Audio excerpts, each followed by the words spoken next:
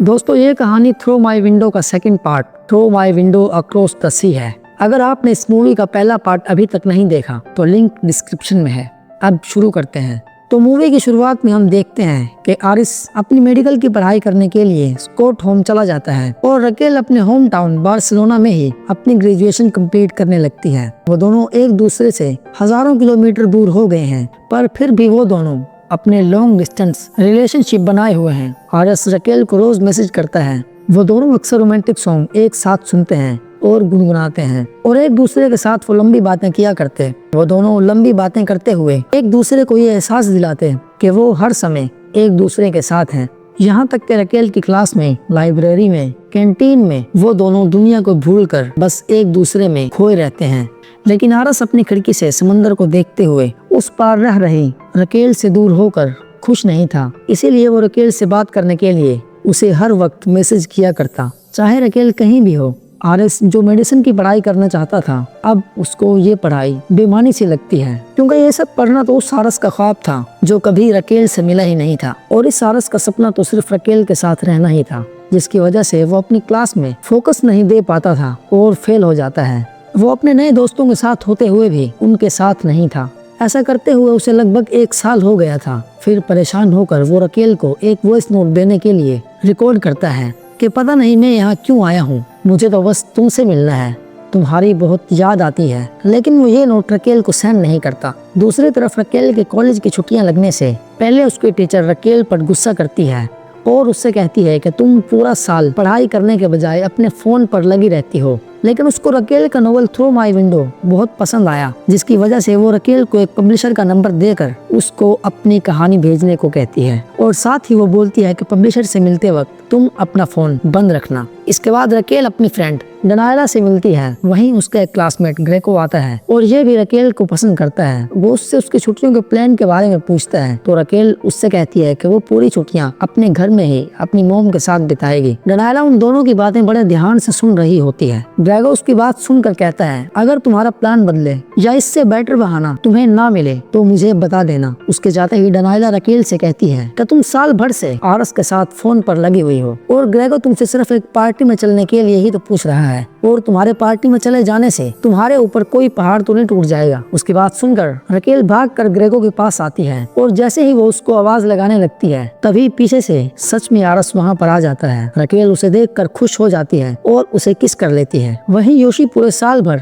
जिस लड़की से दोस्ती करने का सोच रहा था, आज कॉलेज के आखिरी दिन उससे बात करने की ठान लेता है और उससे बात करने के लिए जैसे ही साइकिल पर बैठकर उसके पास जाने लगता है तभी डनायला उसके पास आकर उसको बताती है कि आरिस वापस आ गया है। तो योशी बड़ी मुश्किल से उस लड़की का ख्याल अपने दिल से निकालकर अपनी साइकिल के हैंडल पर डनायला को बिठाकर वहाँ से निकल पड़ता है। इतने देर में आरिस रकेल को लेकर 2 दिन के लिए अपने बीच हाउस चला जाता है। वहाँ पूल के पास वो रकेल का टॉप उतारता है। रकेल उसको किस करती है। तभी उनको घर के अंदर से कुछ आवाज आती है। आरिस अंदर जाकर देखता है, वहाँ उसको आर्टेमिस मिलता है। वो दोनों एक दूसरे को देखकर हैरान हो जाते हैं और तभी डनायला अपने बॉयफ्रेंड अपोलो और योशी को साथ लेकर वहाँ आ जाती है। असल में आर्टेमिस वहाँ अपनी असिस्टेंट क्लाउडिया के साथ था जो उसकी गर्लफ्रेंड होती है, पर उसने अपनी रिलेशनशिप को सबसे छुपा कर रखा होता है। अब तीनों कपल वहाँ पूरे दिन एंजॉय करते हैं, डनायला अपोलो के साथ, आरिस रकेल के साथ और आर्टेमिस क्लाउडिया के साथ। अगर वहाँ कोई अकेला होता है तो वो था सिर्फ योशी। फिर क्लाउडिया रूम में आर्टेमिस से लंबी रिलेशनशिप को छुपाने की वजह से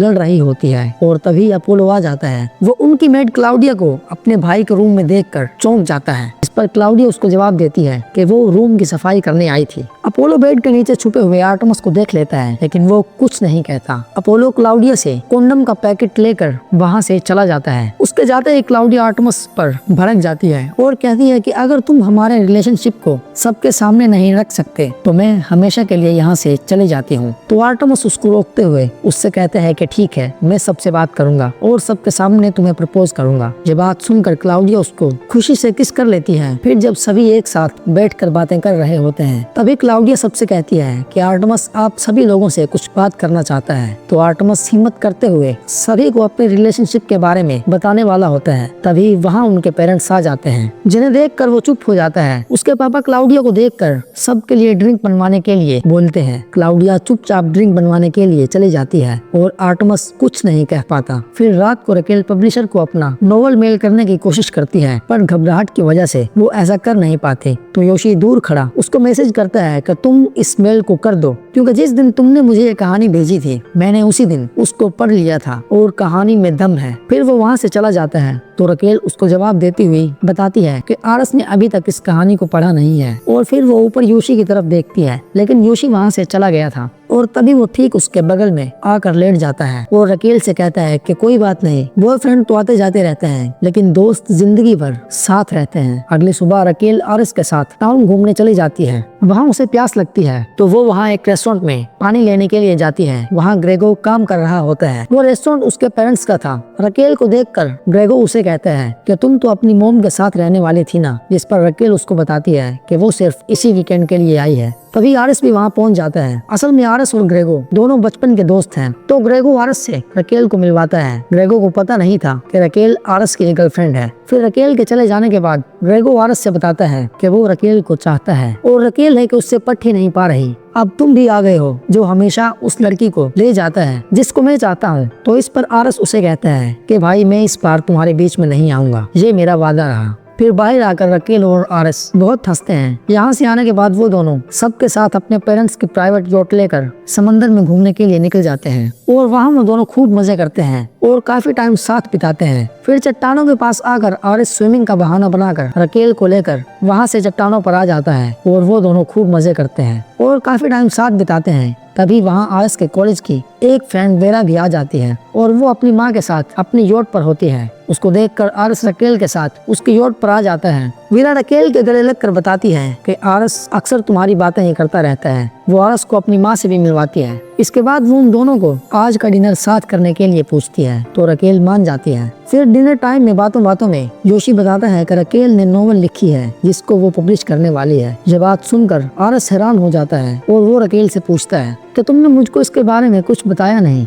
तो रकेल बिना कुछ कहे वहाँ से उठकर यॉट की बैक साइड पर आकर बैठ जाती है और वीरा भी उसके पास आकर बैठ जाती है। आपस में बात करते करते रकेल को पता चलता है कि वीरा भी अपने पापा की वजह से मेडिसिन की पढ़ाई कर रही है, लेकिन अब वो उसके साथ नहीं रहते। तो रकेल भी उसको बताती है कि मुझको लिखने के लिए मेरे पापा ने इंस्पायर किया है। इसके बाद बीच पर वो सभी पार्टी में एक साथ एंजॉय करते हैं। वीरा और रकेल एक दूसरे की कंपनी को बहुत एंजॉय करते हैं और एक दूसरे के साथ डांस करते हैं, जो कि आरस की समझ के बाहर होता है। तभी वहाँ एक बाथरूम में ग्रेगो की बहन आना योशी को वहाँ के लोकल लोगों से पिटने से बचाती है। तो योशी खुद को बचाने के लिए उसको थैंक्स बोलता है। इधर पार्टी के अंदर डनाइला रकेल को वीरा के खिलाफ भड़काती है कि वीरा और आरिस जब कॉलेज में थे तो उनका चक्कर जरूर होगा। इस पर रकेल उसे कहती है कि वो दोनों सिर्फ अच्छे दोस्त हैं और वीरा एक अच्छी लड़की है। घर वापस आकर आरिस रकेल से पूछता है कि तुम और वीरा क्या बात कर रहे थे। रकेल कहती है कि कुछ खास नहीं। तभी डनाइला रकेल के मोबाइल पर वीरा की एक फोटो सेंड करती है जिसमें उसने आरिस की शर्ट पहनी होती है, जिसको देखकर रकेल परेशान हो जाती है और अपने आप को समझाने की कोशिश करती है कि वो दोनों बस अच्छे दोस्त हैं। इस बारे में आरस से वो कुछ नहीं पूछती। अगली सुबह वो सब जेट स्काई करने के लिए निकल जाते हैं। आरस ने वही शर्ट पहनी होती है और वो वीरा के साथ होता है। रकेल योशी के साथ होती है। किनारे पर आकर रकेल को ग्रेगो अपनी बहन से मिलवाता है। आना योशी से मिलते हुए उसे किस कर लेती है। वहीं ग्रेगो को पता चलता है कि रकेल ही आरस की गर्लफ्रेंड है, जिस पर आना ग्रेगो से कहती है कि तुम्हारी किस्मत ही खराब है। फिर रकेल आरस से स्विमिंग के लिए पूछती है, लेकिन नींद आने की वजह से वो रकेल को अकेले ही स्विमिंग करने के लिए बोलता है। इस पर रकेल अकेले ही तैरने चली जाती है, लेकिन वो देखती है कि आरस सो नहीं रहा बल्कि वो वीरा से बात कर रहा है। तभी रकेल के पास खड़ा हुआ ग्रेगो उसे बताता है कि हाई स्कूल में आरस ने उसकी गर्लफ्रेंड को 2 हफ्ते तक डेट किया और तीसरे हफ्ते आरस का उससे मन भर गया और उसने उसको छोड़ दिया। ग्रेगो को उदास देखकर रकेल उसे कहती है कि क्या तुम मेरे दोस्त बनोगे। वहीं दूसरी तरफ आना योशी के पास आकर उसे कहती है कि तुम मुझको पसंद हो और शायद मैं भी तुम्हें पसंद हूँ, तो क्या तुम मेरे साथ सेक्स करना चाहोगे। उसकी बातें सुनकर योशी का दिमाग घूम जाता है और वो अचानक से समंदर में कूद जाता है। इसके बाद यार्ड पर वापस आने के बाद वो सभी के साथ एक गेम खेलते हैं और गेम में कुछ ऐसा होता है कि जिसकी तरफ बोतल का मुंह घूमेगा वो या तो सच बोलेगा या फिर किसी को भी किस करेगा। और गेम शुरू होते ही बोतल का मुंह आना की तरफ आता है तो वो बिना कुछ सोचे ही योशी को किस कर लेती है, जिसकी वजह से योशी की हालत खराब हो जाती है और वो वहाँ से घबरा कर बाथरूम आ जाता है। आना भी उसके पीछे पीछे बाथरूम आ जाती है और वहाँ वो दोनों बेकाबू होकर तूफानों का मजा लेते हैं। और वहीं दूसरी तरफ आर्टेमस टाउन से आकर देखता है कि क्लाउडिया ग्रुप के सामने गाना गा रही है जो सबको बहुत पसंद आता है। और इसी खुशी में क्लाउडिया का एक दोस्त उसे किस कर लेता है, जिसको देखकर आर्टेमस को बहुत गुस्सा आता है और वो वहाँ से वापस अपने बीच हाउस आ जाता है। और क्लाउडिया के वापस आने पर वो क्लाउडिया के साथ अच्छा बिहेव नहीं करता और जानबूझकर फ्लोर पर दारू गिरा देता है और उसे साफ करने को कहता है। तभी आर्टेमस की मोम आकर क्लाउडिया के बाल देखकर उसे कहती है कि तुम मेरे जैसे लाल बाल नहीं रख सकते, इससे लोगों को लगेगा कि तुम हमारे परिवार का हिस्सा हो। तो क्लाउडिया उसे कहती है कि मेरे बाल नेचुरल हैं और आपने कलर किया हुआ है। अपनी मोम को जवाब देते देखकर आर्टेमस गुस्से से क्लाउडिया को नौकरी से निकाल देता है। इधर गेम खेलते हुए रकेल के कहने पर डनायला आरस से सवाल करती है कि ये शर्ट कभी किसी और ने भी पहनी है कि नहीं, जिस पर आरस परेशान हो जाता है और बात को घुमाते हुए कहता है कि मुझे नहीं पता। और वो बोतल को फिर से घुमा देते हैं, जिससे रकेल को सवाल पूछने का मौका मिल जाता है। तो रकेल वीरा से सीधा पूछ लेती है कि क्या तुम आरस के साथ कभी सोई हो, क्योंकि तुमने एक फोटो में इसकी यही शर्ट पहनी हुई है। इस बात का जवाब ना तो वीरा दे पाती है और ना ही आरस। तो रकेल अपने रूम में चली जाती है, जिसके बाद रकेल अपने रूम में जाकर अपना बैग पैक करने लगती है और वो वहाँ योशी के गले लगकर खूब रोती है। तभी आरस को सारी बात का पता चल जाता है। वो उसे रोकने के लिए उसके पास आता है और उसको सभी बात बताना शुरू करता है कि मैं पूरे साल पढ़ता पढ़ता बहुत परेशान हो गया था, मुझे तुमसे दूर जाना ही नहीं चाहिए था, मुझे तुम्हारी बहुत याद आती थी, इसीलिए मैं वहाँ अकेला हो गया था। वीरा को मेरी तकलीफ का एहसास हुआ और उसने मेरा बहुत साथ दिया, उसकी वजह से मैं वहाँ दोस्त बना पाया। लेकिन एक रात मैंने बहुत ज्यादा पी ली और सुबह जब मैं उठा तो वीरा मेरे बगल में लेटी हुई थी और उसने वही शर्ट पहनी हुई थी जिसे तुमने फोटो में उसे देखा था। उसकी बातें सुनकर रकेल उससे कहती है कि तुम अगर इतना ही परेशान थे तो तुमने मुझे अपनी परेशानी कभी मुझसे बताई क्यों नहीं। तो आरस उससे कहता है मैं बस तुम्हारी कॉल का इंतजार करता था, मुझे लगा कि तुम अपनी लाइफ में आगे बढ़ चुकी हो। उसकी बात सुनकर रकेल एक पल के लिए उसकी तरफ देखती है और वहाँ से चली जाती है। इधर आर्टेमस को भी क्लाउडिया की याद आ रही होती है तो वो उसके साथ बिताए हुए पलों की वीडियो देखने लगता है। तभी आना वहाँ योशी के साथ बात करने के लिए आती है। वो योशी से कहती है कि मेरे पास लाइट हाउस की चाबी है, मैं हमेशा वहाँ से आतिशबाजियाँ देखती हूँ, तुम चाहो तो तुम भी मेरे साथ वहाँ से आतिशबाजियाँ देख सकते हो और ये लाइट हाउस ज्यादा दूर भी नहीं है। जिस पर योशी उससे कहता है असल में मुझको अपने दोस्तों के साथ जाना है, हम सब बीच वाली पार्टी में जा रहे हैं। तो आना उससे कहती है बाथरूम में जब हम दोनों साथ में रोमांस कर रहे थे तो तुमने रकेल का नाम लिया था, तब मुझे लगा कि तुमने शायद गलती से उसका नाम लिया होगा। और बोलती है कि वैसे तुमने अब तक उसके लिए कितनी लड़कियों को ठुकराया है। इससे पहले योशी कुछ कह पाता तभी बाहर रकेल आ जाती है। रकेल के आते ही आना बिना कुछ बोले वहाँ से चली जाती है। यहाँ पर योशी जिस परेशानी में था वो सिर्फ वो खुद ही जानता था। फिर रकेल डनायला और योशी के साथ पार्टी में आ जाती है। पार्टी में रकेल और डनायला योशी के साथ जमकर डांस करते हैं। योशी रकेल के साथ होने की वजह से पहली बार खुश होकर एंजॉय करता है। इतने में अपोलो आर्टेमस को लेकर पार्टी में आ जाता है और अपोलो डनालिया के पास चला जाता है। लेकिन आर्टेमस को वहाँ वही लड़का मिलता है जिसने क्लाउडिया को वहाँ पर किस किया था। उसको पता चलता है कि उस लड़के की तो एक वाइफ है जो कि प्रेग्नेंट भी होती है, साथ ही वो क्लाउडिया का क्लासमेट भी होता है। इन सब से आर्टेमस की कंफ्यूजन दूर हो जाती है और वो उससे माफी मांगने के लिए सीधा क्लाउडिया के घर चला जाता है। क्लाउडिया उससे अपनी बेइज्जती का बदला लेने के लिए फ्लोर पर दूध गिरा देती है और आर्टेमस को साफ करने को कहती है, जैसा कि उसने क्लाउडिया के साथ किया था। और आर्टेमस भी साफ करने लग जाता है, जिसको देखकर क्लाउडिया उसको देखकर ये कहकर अपने घर से निकाल देती है कि मैं तुमसे अच्छा डिजर्व करती हूँ। आखिर उसने भी क्लाउडिया को अपने घर से निकाला था। इधर अपोलो डनालिया की फैंटेसी पूरी करने के लिए उससे तीसरे पार्टनर को ढूंढने को कहता है। तो वहाँ डनालिया को वीरा का नौकर मिल जाता है, जिसके साथ वो दोनों थ्रीसम करते हैं। इधर बीच हाउस में आरएस के पास वीरा आती है। वो उसको सच बता देती है कि शर्ट पहनने वाली रात को उनके बीच में ऐसा कुछ भी नहीं हुआ था। यह सुनकर आरएस अपने गिल्ट से बाहर आ जाता है। दूसरी तरफ रकेल भी योशी को छोड़कर ग्रेगो के साथ चली जाती है, जिससे योशी अकेला हो गया था और वो लाइट हाउस की तरफ देखता है। उसको अब समझ आ गया था कि उसको रकेल की नहीं बल्कि आना के पास जाना चाहिए। तो वो लाइट हाउस पहुंचने के लिए उसी ग्रुप के लड़कों की बाइक की चाबी चुरा लेता है जो उसको बाथरूम में मारने वाले थे। दूसरी तरफ वीरा आरएस के और रकेल ग्रेगो के इतने नजदीक आ जाते हैं कि वो एक दूसरे को किस करने वाले होते हैं, पर इधर आरएस और उधर रकेल किस करने से मना कर देते हैं। अब योशी जैसे ही लाइट हाउस की तरफ जाने के लिए बाइक चुराता है तो उससे गलती से हॉर्न बज जाता है, जिसकी वजह से वहाँ आवाज हो जाती है और उन लड़कों को पता चल जाते हैं कि कोई उनकी बाइक चुरा रहा है। तो वो सभी लोग योशी को पकड़ने के लिए उसकी तरफ दौड़ पड़ते हैं, लेकिन योशी बाइक लेकर निकल जाता है और इस चक्कर में एक ट्रक बिजली के खंबे से जाकर टकरा जाता है, जिससे वहाँ की लाइन टूट जाती है और पूरे टाउन की लाइट चली जाती है। ग्रुप के लड़के योशी को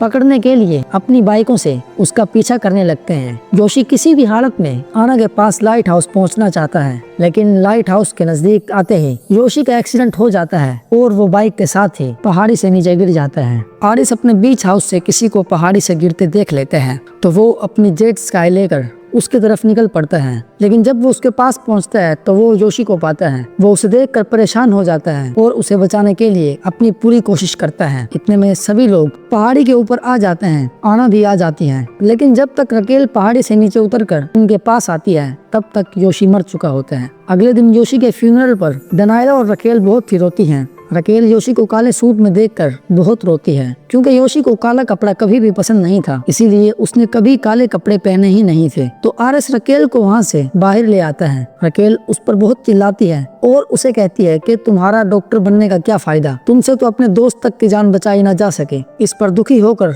आरएस गुस्से में उसे कहता है, अगर मैं पूरा साल फोन पर चिपका ना रहता तो शायद उसको बचा लेता। इस पर रकेल उसे कहती है कि इसका मतलब योशी मेरी गलती से मरा है। जिस पर आरिस उससे कहता है कि तुम ही तो योशी को छोड़कर ग्रेगरी के साथ मजे करने गई थी ना। इस बात को सुनकर रकेल बिना कुछ बोले वापस अंदर आ जाती है और बहुत दुख और दर्द के साथ योशी के लिए अपनी आखिरी स्पीच देते हुए कहती है कि योशी ने मुझे कहा था बॉयफ्रेंड तो आते जाते रहते हैं, लेकिन दोस्त हमेशा साथ रहता है, इसीलिए मुझे लगा कि तुम हमेशा मेरे साथ रहोगे। फिर वो आरस की तरफ देखकर कहती है, इसीलिए मैं बेफिक्र होकर लोगों के साथ टाइम बिताती रही, वो लोग कभी अपने नहीं थे। इतना सुनकर आरस वहाँ से चला जाता है और रकेल रोते हुए कहती है कि तुम जो मुझसे कहते थे कि तुम हमेशा मेरे साथ रहोगे, इस बात से तुम्हारा मतलब था कि मैं कभी तुम्हें भूल नहीं पाऊंगी। तभी आर्टेमस क्लोडियो को हमेशा उसका साथ निभाने का बोलकर उसका हाथ पकड़ लेता है, जिसको आर्टेमस का पिता देख लेता है। इसके बाद योशी की बॉडी को जलाते हुए वो सब वहाँ से चले जाते हैं, लेकिन रकेल और आना वहीं पर बैठ जाती हैं। रकेल आना की उंगली में उसी की अंगूठी देखकर उसे कहती है कि चलो बाहर चलते हैं, लेकिन आना गुस्से और नफरत से उसकी तरफ देखती है, क्योंकि योशी की मौत का जिम्मेदार वो रकेल को ही समझती थी और वो वहाँ से उसके साथ नहीं जाते। रकेल अकेले ही वहाँ से चली जाती है। फिर आरिस अपनी पढ़ाई पूरी करने के लिए वापस स्कॉट होम चला जाता है और सबसे पहले वो अपनी वो वाली शर्ट निकाल कर बाहर फेंक देता है, जिसकी वजह से ये सारा बवाल शुरू हुआ था। आरिस का इरादा इस बार पूरी तरह से पढ़ाई मन लगा के करने का था,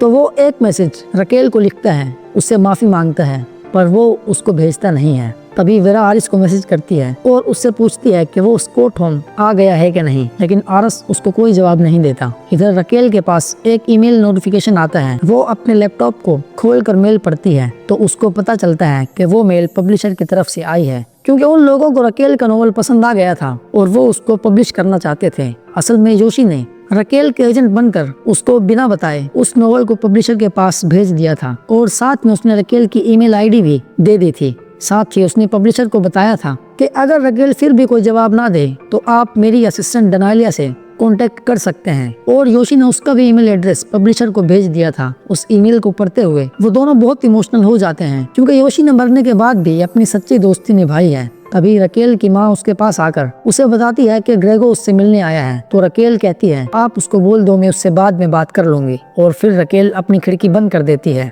ये इशारा होता है कि उसने अब प्यार के लिए अपने दरवाजे बंद कर लिए हैं और उस खिड़की से शुरू होने वाली मोहब्बत उसी खिड़की के बंद होने से खत्म हो चुकी है। अब अगले पार्ट में क्या रकेल पूरी तरह से आरस से अलग हो पाएगी या नहीं, इसके लिए हमें अगले part through my window looking at you को टू भी कंटिन्यू करना पड़ेगा। तब तक के लिए उम्मीद करते हैं कि आप सभी को ये कहानी पसंद आई होगी, और इसी के साथ और भी ऐसी ही मूवीज के एक्सप्लेनेशन सुनने के लिए आप हमारे इसी चैनल को सब्सक्राइब कर सकते हैं। तब तक के लिए goodbye, thanks for watching.